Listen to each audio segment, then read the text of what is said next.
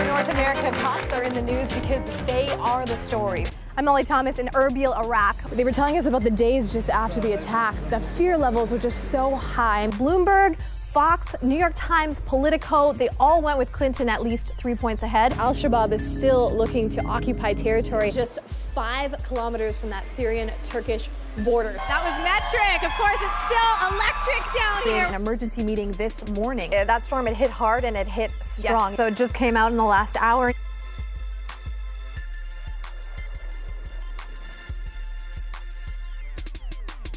We are watching, of course, that number on the bottom of your screen. Electoral college votes right now sitting at 136 to 104 for Donald Trump. Again, you have to get 270 to seal the deal for the next president of the United States. They're talking about the severity of that storm. So just exactly how strong those winds were, how it felt in the buildings they were in as they were swaying, as they were indoors. You can see in the video just the impact of what that wind looked like. You know, in that post, it says that in his last moments, he was with his family, John, following that long battle with dementia. And for fans, I mean, they know that in 2014, he actually took a temporary leave of absence from the band because of dementia. And so this is something that's been plaguing him for some time. But if you really think of the amazing success of AC/DC, you really have to credit Malcolm for a lot of that. He wrote the band's material and came up with many of the biggest riffs in that guitar riffs that everyone knows around the world. And the people that, you know, that don't know, he was born in Scotland. His family emigrated to Australia. Him and his brother started this band. And they actually got the name, I don't know if you know this, John, AC/DC. Their sister saw it on a sewing machine, and it stood for alternating current, direct current. And that was the energy that they felt it brought, right? And so, you know, since then, they've been inducted into the Hall of Fame. They've sold more than 70 million copies. In the US alone, 200 million albums worldwide. An incredible success story, a lot of it because of Malcolm. In Sutherland Springs, Molly, what do you have for us? Lorna, unfortunately, our team at Context has covered too many of these tragedies. You know, I think back to the pain in Paris in 2015. I remember the shock of Quebec after that mosque attack. And just recently, I mean, Sheldon speaking to survivors after Las Vegas. But this one is different. This is not a big concert venue. It is not a crowded school or even a big city. This is small town Bible Belt, USA, and that drastically changes the story. Sunday, November 5th took so much from Sutherland Springs. Life, laughter, obscurity, and innocence. 8 of the 26 victims were under the age of 16. This was not racially motivated. It wasn't over religious beliefs. There was a domestic situation going on within the family and the in-laws. While motivation for mass murder is still unknown, the incident happened in a place of worship, a place that residents call the bedrock of their town. Sutherland will never be the same for neighbors Kathleen and Fred Curnow.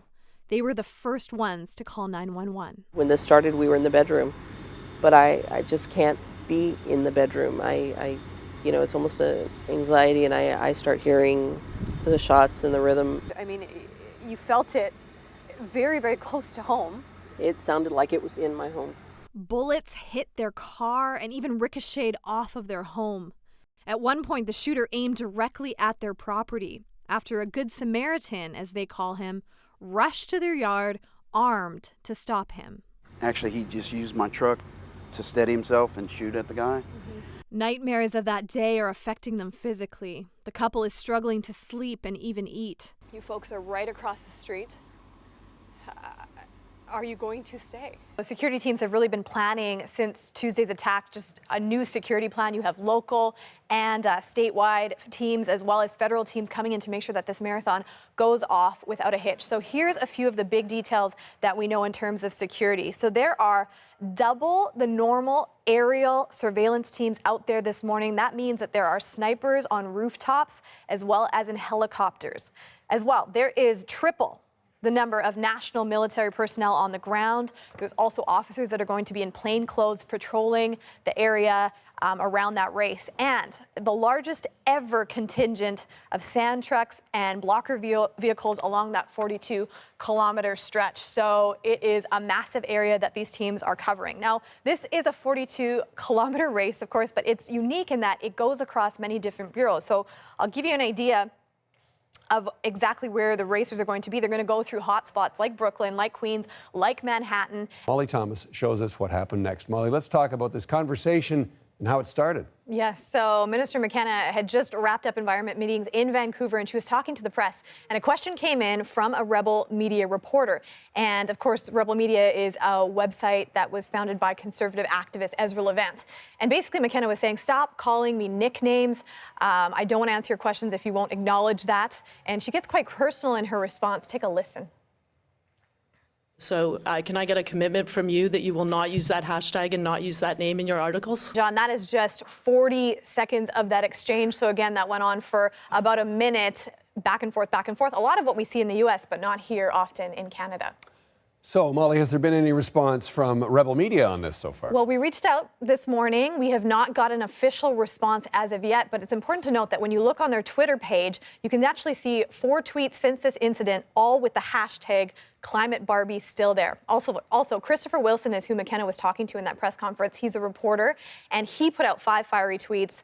Here's the focus point of those. He says, in Canada, journalists do not need the editorial approval of politicians before asking them questions at government press conferences. He also went on to say, our Rebel Alberta chief coined the phrase Climate Barbie, a reference to McKenna's shallowness. She did not disprove that tonight. There's also a reaction out there, John, around McKenna's side. There are women that are tweeting this morning saying, hey, thank you for standing up. When you do that, it's easier for us to stand up against sexism. So are our federal leaders saying anything about this? That's the big question right now. So we are waiting to see if there's any more response to this. We know that this was a heated topic in the House of Commons. Just in September, you may remember, former Saskatchewan Minister Jerry Ritz had actually used that exact same term about McKenna in a tweet. He had since apologized, said he was sorry for that. And the Conservative Party had said, hey, we don't want to stand with that type of rhetoric either. So will federal leaders weigh into this one? They're probably waking up, John. We'll have to wait and see. Thanks, Molly. You're welcome. Not only Saskatchewan, but the West is a tough political playground for the Liberals. How do you target seniors, your voters, the people that are constantly going to the polls that perhaps may be set in a conservative mindset? Well, I think one of the things that we're seeing is people are a lot less branded to particular parties than they once were. Let's quickly touch on your abortion stance. I mean, you want your MPs to all vote pro-choice. Mm-hmm. Isn't that impeding on their freedom of thought, their freedom of belief, their freedom of opinion, some of those values that your father brought into the charter? We have 17 children. It's terrible. 17 children lost their father. Mohammed Libidi's quiet neighborhood is lined with tears. The cards in the snow tell a story no one ever wanted to hear. 6 men gunned down at their local place of worship. Another 3 are still in intensive care. This is Canada's first physical attack on people of faith. This is a rare case. This is not a general feeling. The attack at Quebec City's Islamic Center has many questioning the province's recent years of struggle with identity politics. You have to remember that Quebec has an interesting relationship with race and religion. Back in 2013, the Parti Québécois proposed a charter of values that would eliminate all religious symbols from public workspaces. And while that did not go through and there is a new government, you have to wonder who still supports this. The alleged shooter, 27-year-old Alexandre Bissonnette, held radicalized right-wing views. He is described by people that knew him as a racist fanatic, known to support U.S. President Donald Trump, France's National Front leader Marine Le Pen, and to have anti-Islamic views. But contempt can be contagious. Since Sunday's attack, Montreal police say there's been a spike in hate-related incidents. Right on this side, you can see behind me the Syrian mountains. On the other side, the Turkish mountains. And there's actually a fence-like wall that you can see that divides the two areas. And of course, it's too dangerous for us to go over to Syria right now. But thanks to technology, we're able to connect with people right over that border. Steps away, Syrians are scrambling for safety. 700,000. 700,000 people that have moved IDPs from Hama, from Idlib, from Aleppo, from all of the area to the Turkish border. It's an informal safe zone from airstrikes. Because if you cross into Turkish airspace, well, you're in trouble.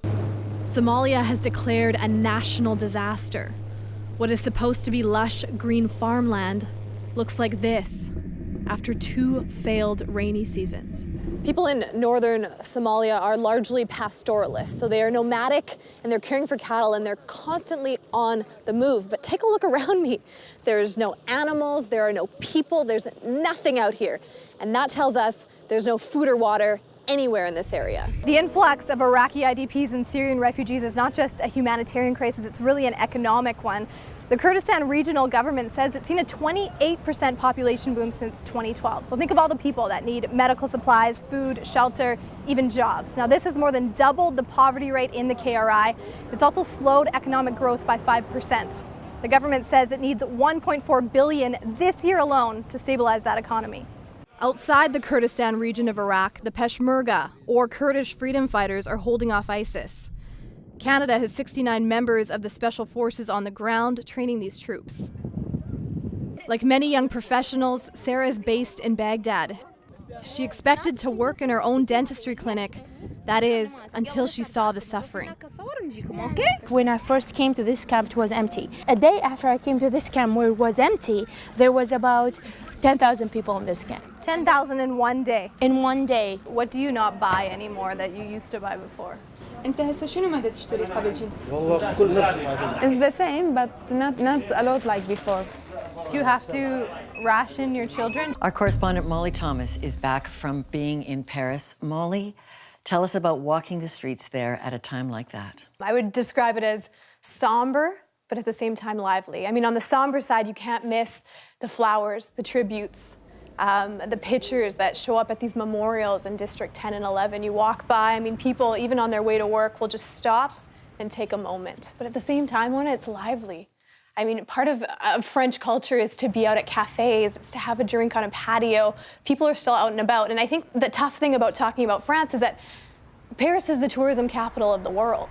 And so you have, everybody's there. So it's really tough sometimes when you're out in the streets to figure out who's Parisian and who's not, who's affected and who's not. It was quite a sweeping speech, Lorna. Pope Francis addressed more than 100 heads of state in just under 45 minutes. And he had a lot to say to the international community, but at the heart of every single issue that he touched on was this cry for social justice. We look around this camp, I mean, people have set up shops, they've set up businesses. We hope and pray that the conflict will be over in Syria. When many people think refugees, they assume that these people are living in refugee camps. But here in Jordan, the majority of Syrian refugees are actually living in host communities like here in Zarqa. Now, the problem with this is that services can be scarce and scattered. The UN says that 2/3 of Syrians living like this are actually in poverty. I just want to weep for this man who's just trying to support his family. It's not what you'd expect from a place like this.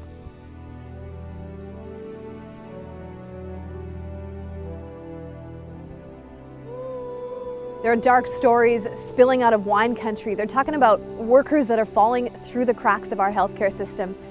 And we're asking, who's responsible?